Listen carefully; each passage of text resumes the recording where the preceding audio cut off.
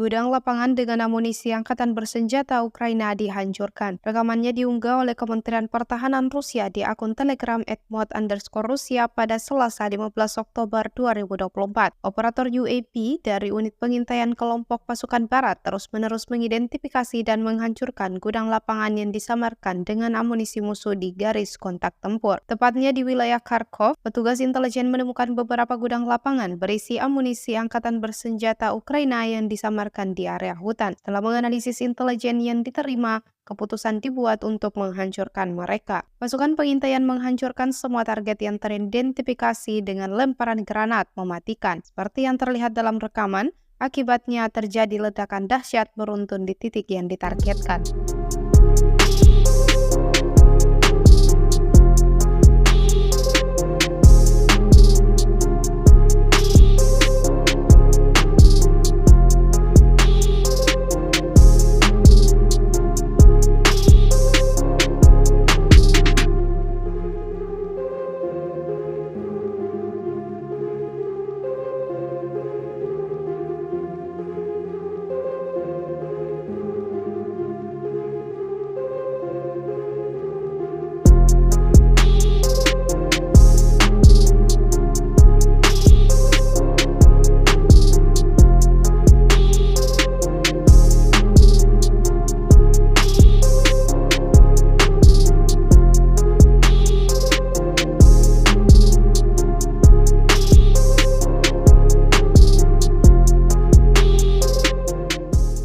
Download Tribun X sekarang, menghadirkan lokal menjadi Indonesia.